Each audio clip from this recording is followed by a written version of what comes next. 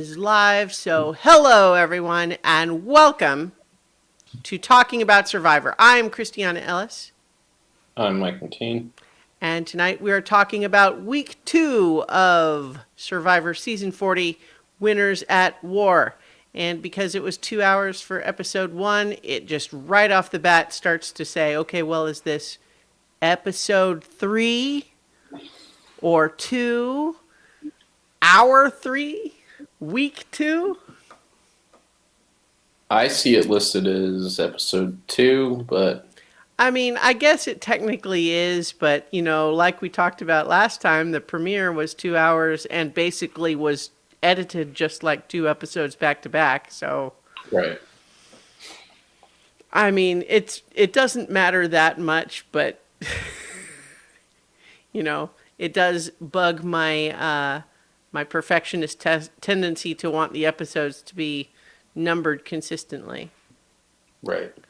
I suppose I could always just have it labeled by what date it aired, but that seems even more complicated. Anyway, we're into week 2, hour 3 of the new season. I feel like it's going pretty well so far, just in terms of being interesting, having players making both good and bad, but still always interesting decisions. Yes. I think we're helped a little bit because of the fact they're like all people that we know. Mm-hmm. So, we can cut out a lot of exposition time. I think, most of it is just most of the exposition is just the exposition of like what their current relationships are with people who they may have known from years before or something like that. Yeah. But the rest of it, or like we saw in the last one, like getting to know how people have changed and how Parvati's a mom and that kind of stuff. So it's much quicker than actually having to get to know people, Mm-hmm. which means we get a lot more, we get to see a lot more of the kind of strategizing and maneuvering and that part of it. So it's been good. I like it. It's entertaining right out the gate. So yeah. Hilariously, for both Dalton Ross and Jeff Probst, their pre-show pick for who they thought would win was Danny. Both of them guessed Danny. Wow. And Whoops. she probably played one of the poorest games this episode. Well, it's just a matter of that paranoia, right? It's like it just got the better of her. She created trouble where there didn't need to be any and made it so that the easiest decision for everybody else was to get rid of her.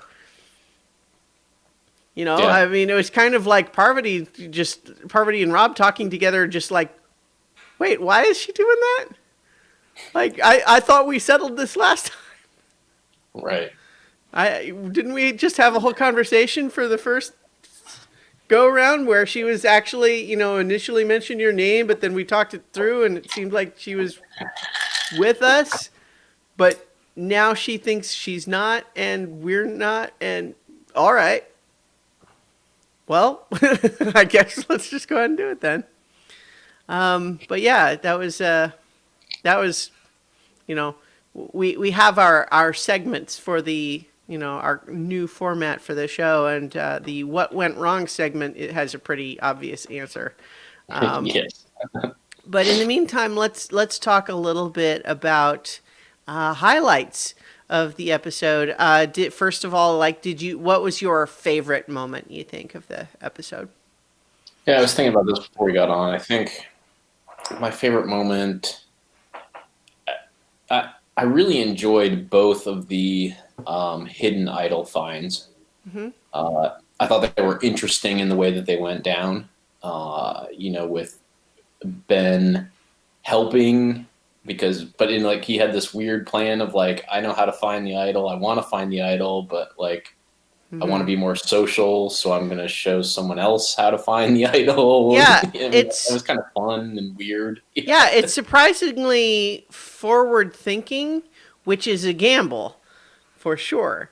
But recognizing a deficit in the game and taking active steps to improve that rather than just conserve your strengths probably is a good idea.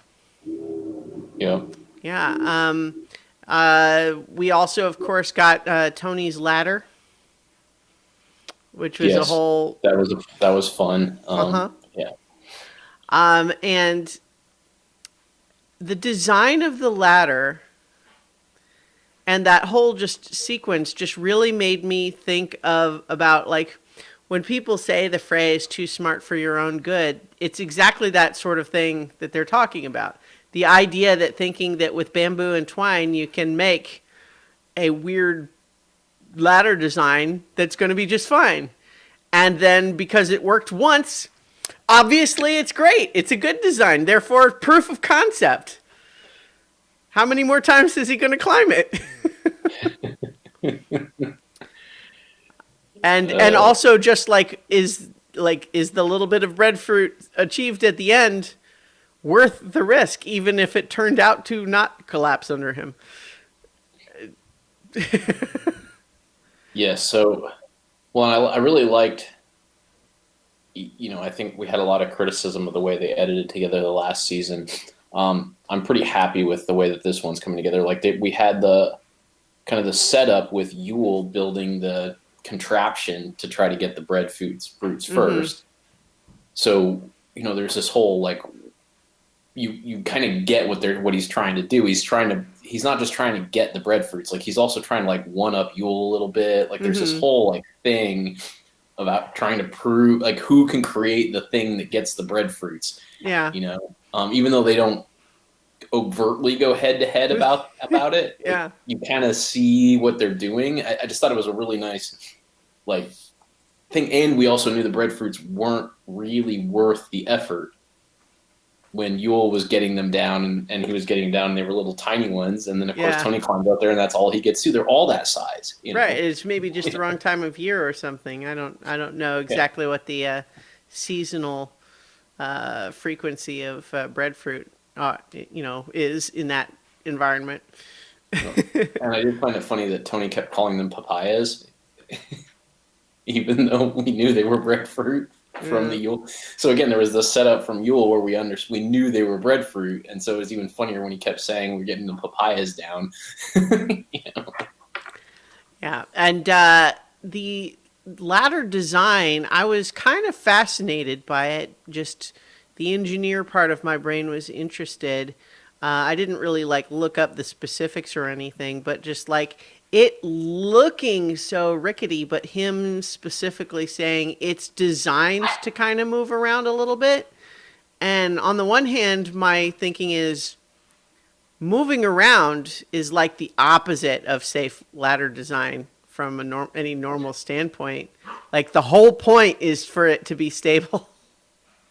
Like that's the whole idea. That's the principal concept of the ladder is that it's stable so that you don't fall. Right.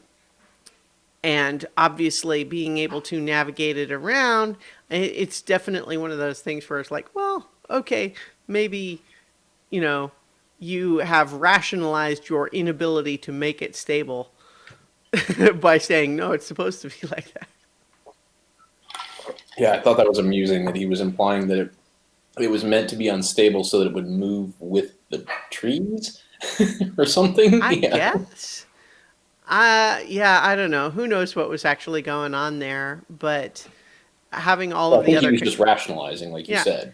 But I guess, all of the other castaways just kind of commenting on how it's like he really seems to have convinced himself that he's a structural engineer that has conceived of the perfect ladder design while we're all standing there saying, Tony, please don't get medevaced on day 4 or whatever.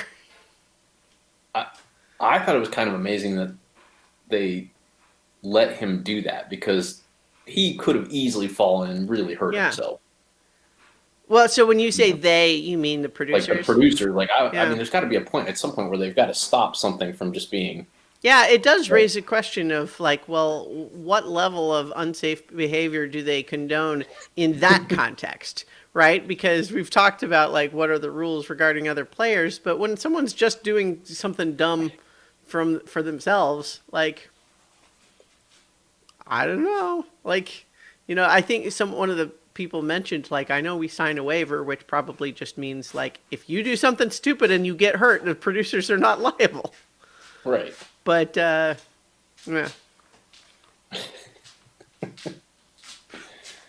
My dog's tearing up the little tape now instead of whatever. I don't know. Anyway, sorry, distracting.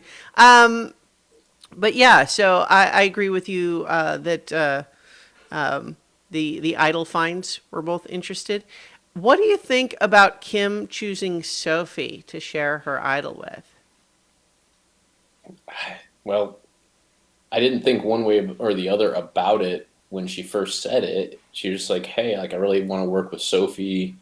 I seem to really connect with her. Like I'm going to share Mm-hmm. it with her." Until Sophie was like, "I have no idea why she told me about this because I'm just going to use this against her." Mm-hmm.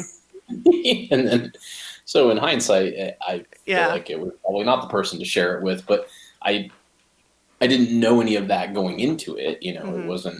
It wasn't obvious that Sophie would do that to me Yeah. until she said it. You know, Yeah. I mean, I feel like what little I remember of Sophie's game is not a lot, but I do remember vaguely her being one of the people who was not super trustworthy, who was, certainly going behind people's backs and stuff. right? Um, if I'm remembering correctly, I don't know. But I don't know either. So yeah, I mean, maybe the intent was a little bit like what we just talked about with Ben in the sense of saying, trying to reach outside the current comfort zone a little bit uh, in order to avoid having having too insular a game, especially given that she didn't have a lot of allies. right. Maybe she saw Sophie as someone who was less obsessed with the whole poker alliance thing. Yeah, I mean that might have been it. Is that she was the only one that hadn't been like overtly like criticizing them about it. So Mm-hmm. All right, so we also have a new introduced idea of Jeremy's advantage that he was given, wherein he can choose to leave tribal council just before the votes. So he would be immune from being eliminated at the cost of his own vote, right. which is kind of a neat idea. I feel like it's one of those where you would really only, like, the only time it would make sense to use it is when you are sure they're planning to get you out. But at the same time, like, how far do getting another 3 days maybe is worth doing in that circumstance? But I don't know. It sounds like a hard one to use properly. Yeah, I mean, I think like you said, you have to be positive that they're coming for you, and also that I mean, the fact that if you use it right before the votes kind of throws people into disarray. Mm-hmm. So there is some advantage to that. Yeah. If they're planning for you and they don't really have a backup or they're not sure, Mm-hmm. everybody's not doesn't have a consensus who the backup is, Yeah. and then you just remove yourself, like that could be interesting. But as you said, I think the only way that it makes sense for you is if you are 100% sure. Otherwise, people are just going to be like, well, why did you do that? We lost your vote and you weren't even the target. Mm-hmm. That was weird. Yeah. It's tricky.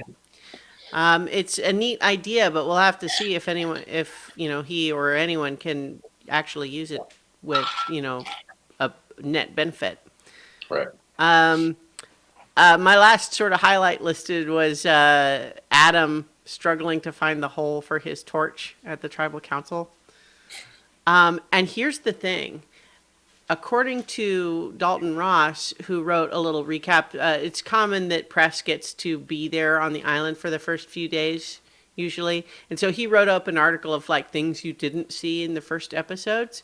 And apparently the first time he went to tribal council, he had so much trouble getting his torch lit from that central fire that it became a point where everybody was laughing. And I think it was like Kim had to literally stand up and help him. And so, but they didn't include that. But given that he does something like that a second time, which had to be in the minds of everybody else there, it makes me wonder, like, why would they have not included that? It makes it funnier that it's a running gag now. It's true. Yeah, but in any event, it was still funny. I wonder, though, like, I feel like Adam is playing a relatively smart game so far, all things considered, despite the accidental mishap of him and Denise being away from camp for long enough for everyone to point fingers. I think he's playing pretty well. It was nice for the whole bit of, the whole thing of Denise coming over with the idol and maybe inspired by Ben, still thinking of like, who else could we bring in to form a coalition? Maybe I should give it to Parvati. And Adam's like, no, don't do that. No. She's like the last person you should give it to. She is the person who would literally laugh at you as she used it against you. As evidenced by the fact that she has done exactly that before. Correct. Yeah.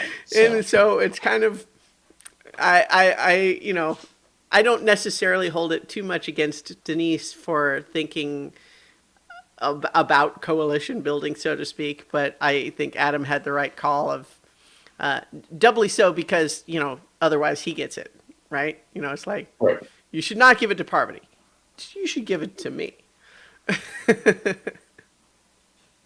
But still, all of these little half and half idols, certainly more complex to use than a standard one. Yes. All right. So, what about biggest surprise? Did you have anything that was really surprising to you? And it can be something we talked about already. No, I mean, honestly, I think it was Rob getting so flustered that he couldn't, that Amber was gone, that he couldn't really do the puzzle correctly. Yeah. And he was trying to force this weird strategy that didn't make sense. And they just ended up basically collecting the blocks into stacks. I mean, I don't know that the strategy didn't make sense, except, of course, that in execution it obviously didn't work. But, like, the concept of sorting the pieces doesn't necessarily sound bad. But obviously it was not. Yeah, you would have had to do it a lot quicker and get started. Like, at some point you have to get started. Well, and the I fact think is they just sorted all the pieces, and by the time they actually had figured out that to start, the other team was so far that it didn't matter. I think also the other thing is their table was so small that to sort the pieces, they had to stack them like 7 high, but then you can't see what's on them. Whereas if you just grab a piece at random, look at it and say, okay, well, this must go about here, and that piece must go about there, but you can actually look at lots of them and just kind of take each one where it goes. Like, the idea of sorting is not inherently a bad one in general, but because the only way to sort them was to have multiple parts that you can't look at a glance. Right.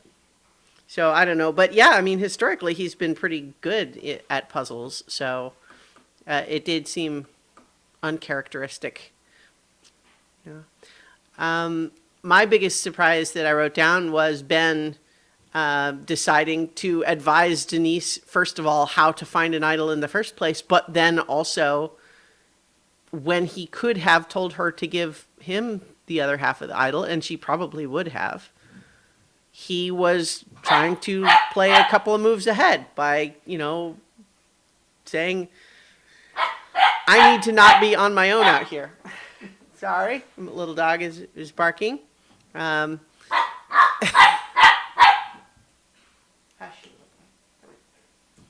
But yeah, so that just seemed surprising, and we'll see if it ultimately works out for him. But I like it in concept. Yeah. Ouch. So as far as what do you think about for MVP for the episode? So funny enough, I thought that I almost wanted to give it to Natalie Oh yeah, for her performance yeah, out at the edge of right, extinction. for kind of going along with Amber and then breaking off at the end and finding the the whatever the clue or whatever the thing is, that the thing they sell on Hmm. her own, and then not telling Amber and go ahead and sending it off to Jeremy without Amber knowing. Yeah, I mean, I just thought it was really clever how she could have, easily have gone back and said, "Oh, Amber, we found it," but she just didn't. It didn't even cross her mind. She was just like, "Well, you know," and again, I don't know how much that advances her, but I thought it was interesting that she was able to do that when they had spent the whole day together. Uh, and then she's just still thinking, and she's like, "Oh, there's one place we didn't check," and then she goes there by herself, to hmm get the water, and so I thought that was, I mean, yeah. No, the idea of really treating Edge of Extinction like you actually are still in the game and not letting your guard down. right, Not saying, hey, Amber, I know we were opposed before because we were competing, but now let's be buds because we're both eliminated. It was instead like, I know more about what this clue must be talking about, and I'm not going to share that information. I'm going to pretend like I don't know any more than she does. right, And yeah, so I, definitely have to give her kudos for that for sure. yeah, Yeah. Um, my MVP was actually, despite that puzzle performance, I was going to give it to Rob, partly just because, on the one hand, managing to have his entire tribe, you know, again, it's like somehow he's just got this charisma based force field around him that everyone is so scared to go after him that it's like nobody even mentions him as a target, even though right, everyone's obviously terrified of him. yeah, like to what extent that they're thinking of the threatening people, like Parvati comes up like way more than he does. Yeah. Well, and frankly, neither of them. Maybe there's an expectation. Sorry about the dog. That maybe there's an expectation that everyone knows he'll go eventually. Rocket. All right. Even though I am rewarding the barking behavior right now, I'm holding the dog up to the camera just so people watching the God, video big. will get to see. Yeah, he is getting bigger for sure. So, little boy, I am wanting you to stop barking for a little bit. So, but the big key moment that I wanted to give him the MVP for, though, is at tribal council when he says, to prove I don't have the idol, let's all empty our bags. And then almost everybody does. And I was just sitting there going, that's amazing that just his force of will was sufficient that everybody else was willing to do that. Because on the one hand, from his perspective, he knows he doesn't have an idol and frankly isn't really planning to look for one. What does he have to lose for something like that? Right. Especially when he knows he can pull off asking in a way that doesn't make him seem so much like an asshole. Whereas everybody else is now suddenly in the boat of like either they have one and they can just go with the flow and say, well, see, I don't have one either, proof.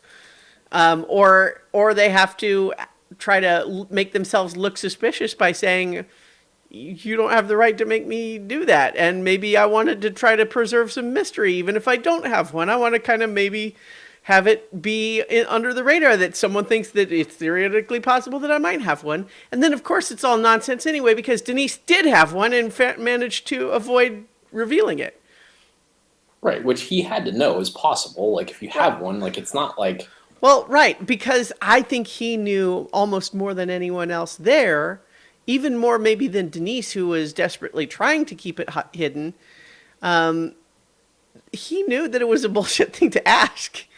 That it was really more a demonstration of his ability to mind control everybody else there by, like, I'm going to make everybody dump out their bags. And then they did. And Adam kind of halfway did it before finally going, well, but like, we shouldn't have to do that. Yep. So I just couldn't believe how many people just promptly went to dump out their bags. And I was just thinking, like, that's amazing. First, that he would think to ask and manage to do so in a way that most people did it, just even without even thinking about it, without even considering that it's like, what? I'm going to now prove to Rob that I don't have an idol? Because he spins it as like, oh, it's not for me, it's for everybody. Everybody wants to know who has an idol, because, if you have an idol, that means you're a target, you're in trouble. So you don't want to be in trouble, do you? You don't have anything to hide, do you? And then and everyone's just immediately just saying, no, I don't have anything to hide, Rob. I'm a good boy. See, I'm emptying out my bag for you. Yep. And it was just like, I couldn't believe that. I was really funny. Yeah. I'm honestly surprised that sort of thing doesn't kind of happen more often, but it's maybe just because it's like, the thing is with those idols is you don't want to be made a target, but on the other hand, you would like to have one. And short of having one, you would like people to maybe think you might. So proving that you don't, what does that actually gain you? Right. Especially when it doesn't really prove anything, because it could probably still be hidden. Like, why didn't someone say, well, hey, Rob, how about you prove you don't have it in your pocket? Instead of in your bag. How do you prove that you didn't have one and just decide not to bring it to the tribal council tonight because you're so confident? It was just an impressive demonstration of his hypnosis powers, kind of like Ben was talking about last time. It's just somehow he gets you to do stuff that you wouldn't want to do otherwise. Right. So that's why I was picking him as MVP. No, I think that's fair. That's a good call. I like your thought about Natalie too, though. Like, for some reason, it didn't even occur to me just because she's over at Edge of Extinction. But yeah, like, continuing to actually play the game is great.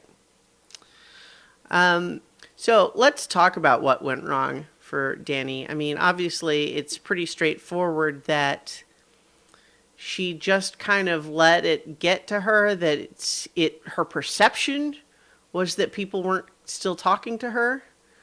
And that meant they must be planning to target her, even though her prime suspects for who she thought was doing that expressed surprise when confronted with that idea. Like, what? Like, what do you mean? She thought I was targeting her? Really? Oh, okay. So, her paranoia about that obviously was a big thing. And then I think one of the things that might have sealed her fate was actually the slip up about talking about old school versus new school right in front of Ben, which, like, played in the moment like it was just literally like she really did just forget. Yes. Because they were all talking like they all knew what was going on, and she just kind of just threw it out there. But what I thought was also fascinating is how at Tribal Council, everyone tried to play like that wasn't really a thing when, of course it was. We know that it was. And everybody there who's sitting there pretending like it wasn't knew it was. Except that the thing is, too, when we say was it or not, that can be edit based. You know what I mean? Like, it's one thing if, like, in one group of people, you have a couple people say, yes, totally, we're doing an old school versus new school thing. Right. But that doesn't mean that's the same conversation that they have with a different group of people. But yeah, so poor Ben, though, he keeps feeling like he's in a weird position now because he has managed to end up like kind of like the floater, right? Like he's not like he's technically by just what season he played in, he would be a new school guy, but he doesn't really seem aligned with the other new school players per se. He's kind of just going back and forth, trying to go talk with everybody. Right. And I think so far, kind of thinks he's sort of, I don't know, they call him kind of sketchy or like, unpredictable. Mm-hmm. So, well, I wonder though, because there may be some element of that's true, and of course, or rather, from when they call him sketchy, I mean, as opposed to is he? Because we know, of course, that he's going back and forth with everybody. So, of course, from that perspective, yes, he definitely is. But from the perspective of, do they really distrust him? Do they really see him as a target? I think that there is an element from Rob's perspective of wanting him to feel like he's not trusted. It's the same way last time he made Ben tell him, okay, well, who mentioned my name? That whole thing, right? It's that, hey, well, I'm getting the feeling that I can't totally trust you, Ben. And as a way to kind of control him, right? Whereas I don't know if he's really thinking of Ben as a target so much as just like, well, let's talk through who the options are. I don't know. We'll see. But I like that Ben is certainly playing the game. He's doing things, which is nice. Even with the winners, I don't think we have anyone who's a bad player, but we do have people who are still kind of playing under the radar and not really making moves yet. Right. Mm-hmm. All right. So last segment, room for improvement. And it occurred to me that I think we can make that a little more flexible, and let's just have it be like advice for anyone or the producers or any of the players or whatever. It's like, tips, suggestions for what someone should do next. My thought was that all of the other people need to stop acting like Rob and Parvati have bulletproof shields. Right. I think they need to actually try to go after them, and then let's see what happens. Let's see if Rob and Parvati are actually as good as they say and manage to get out of it. Mm-hmm. Yeah, I agree. Yeah, that would probably be mine as well. Is as much as I like that Adams, he's thinking about it, but he's being cautious. Mm-hmm. He's not just making moves to make moves. I think he does need to push him a little harder on it. Mm-hmm. Like he brings up Parvati a couple of times, and he brings it up in the previews for next time. But it's like there's only so many times you can talk about it, and then just never do it. So I'd like to see him kind of stir that up to the point where they actually try to do something with it. Yeah, the tricky thing is that, of course, nobody can do it by themselves, right? Like that, the fear, and I think where that fear that everyone has comes from is this idea that if I try to make a move and nobody goes with me, then I become the target, and I don't want that to happen. So everyone is afraid to kind of take command, so to speak. Right. And be out front with a move like that, but what results is that nobody does it. Right. Yeah. But we'll see. So I think that does it for this time. We'll see how things go. And as just a reminder, if you are a long-time or a new listener and you have feedback about our new shorter format with the segments and all that, we're definitely interested in hearing from you. And in the meantime, Survivor's back on Wednesday, so try to survive until then. Yep. See you then.